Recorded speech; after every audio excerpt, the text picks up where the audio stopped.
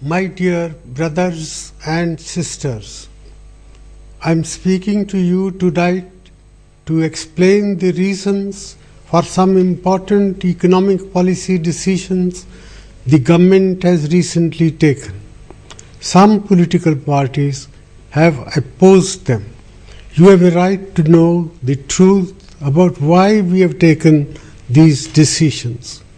No government likes to impose burdens on the common man. Our government has been voted to office twice to protect the interests of the Aam Aadmi.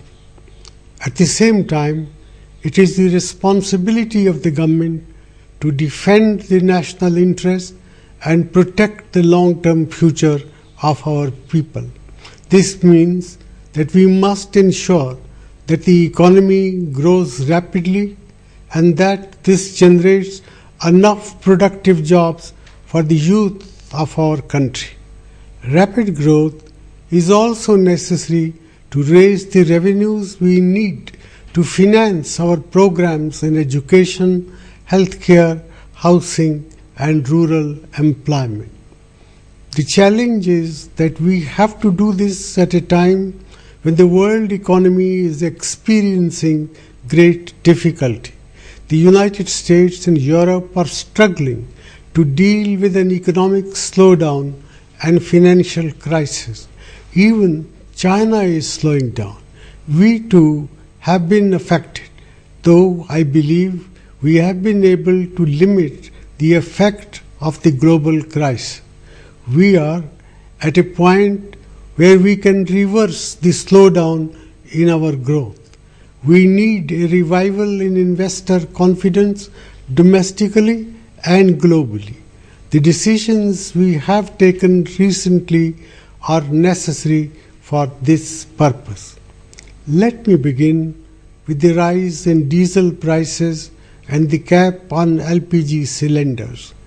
We import almost 80% of our oil, and oil prices in the world market have increased sharply in the past 4 years. We did not pass on most of this price rise to you so that we could protect you from hardship to the maximum extent possible. As a result, the subsidy on petroleum products has grown enormously. It was rupees 1,40,000 crores last year. If we had not acted, it would have been over rupees 200,000 crores this year. Where would the money for this have come from? Money does not grow on trees. If we had not acted, it would have meant a higher fiscal deficit, that is, an unsustainable increase in government expenditure vis-a-vis government income. If unchecked, this would lead to a further steep rise in prices and a loss of confidence in our economy. The prices of essential commodities would rise faster. Both domestic as well as foreign investors would be reluctant to invest in our economy. Interest rates would rise. Our companies would not be able to borrow abroad. Unemployment would increase. The last time we faced this problem was in 1991. Nobody was willing to lend us even small amounts of money then. We came out of that crisis by taking strong, resolute steps. You can see the positive results of those steps. We are not in that situation today, but we must act before people lose confidence in our economy. I know what happened in 1991, and I would be failing in my duty as Prime Minister of this great country if I did not take strong preventive action. The world is not kind to those who do not tackle their own problems. Many European countries are in this position today.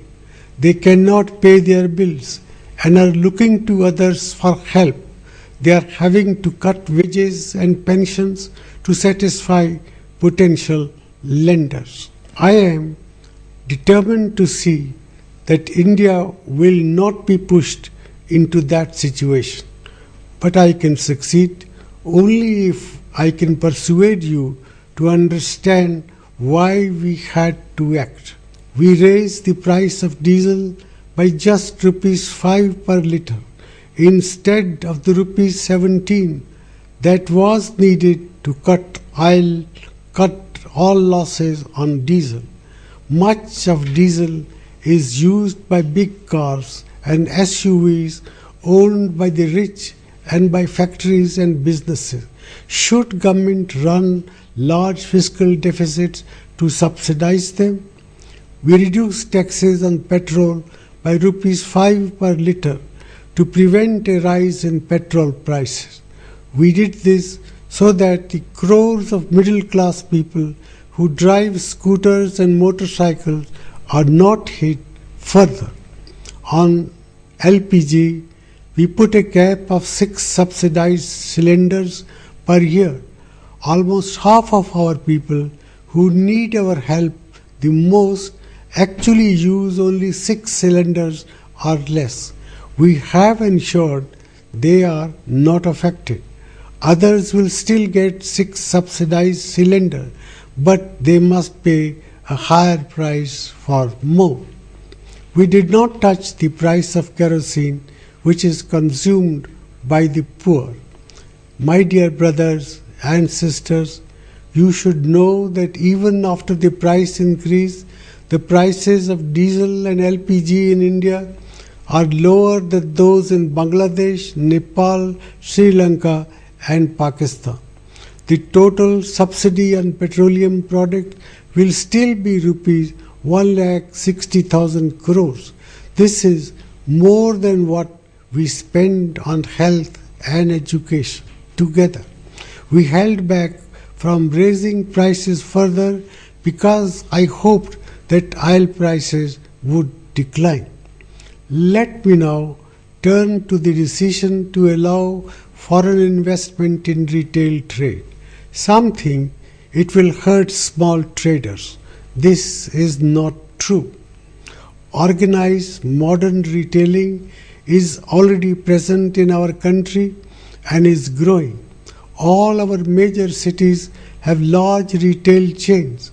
Our national capital, Delhi, has many new shopping centers, but it has also seen a threefold increase in small shops in recent years. In a growing economy, there is enough space for big and small to grow. The fear that small retailers will be wiped out is completely baseless. We should also remember that opening of organized retail to foreign investment will benefit our farmers. According to the regulations we have introduced, those who bring FDI have to invest 50% of their money in building new warehouses, cold storages, and modern transport system. This will help to ensure that a third of our fruits and vegetables, which at present are wasted because of storage and transit losses, actually reach the consumer. Wastage will go down, prices paid to farmers will go up, and prices paid by consumers will go down. The growth of organized retail trade will also create millions of good quality new jobs. We recognize that some political parties are opposed to this step. That is why state governments have been allowed to decide whether foreign investment in retail can come into their state. But one state should not stop another state from seeking a better life for its farmers, for its youth, and for its consumers.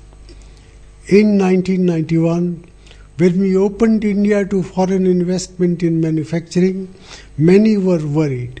But today, Indian companies are competing effectively both at home and abroad, and they are investing around the world. More importantly, foreign companies are creating jobs for our youth in information technology, in steel and in auto industry. I am sure this will happen in retail trade as well. My dear brothers and sisters, the UPA government is the government of the Aam Aadmi. In the past 8 years, our economy has grown at a record annual rate of 8.2%. We have ensured that poverty has declined much faster, agriculture has grown faster, and rural consumption per person has also grown faster. We need to do more, and we will do more. But to achieve inclusiveness, we need more growth, and we must avoid high fiscal deficits which cause a loss of confidence in our economy. I promise you that I will do everything necessary to put our country back on the path of high and inclusive growth. But I need your support. Please do not be misled by those who want to confuse you by spreading fear and false information. The same tactics were adopted in 1991. They did not succeed then. They will not succeed now. I have full faith in the wisdom of the people of India. We have much to do to protect the interests of our nation, and we must do it now. At times, we need to say no to the easy option and say yes to the more difficult one. This happens to be one such occasion. The time has come for hard decision. For this, I need your trust, your understanding, and your cooperation. As Prime Minister of this great country, I ask each one of you to strengthen my hands so that we can take our country forward and build a better and more prosperous future for ourselves and for the generations to come. Jai Hind.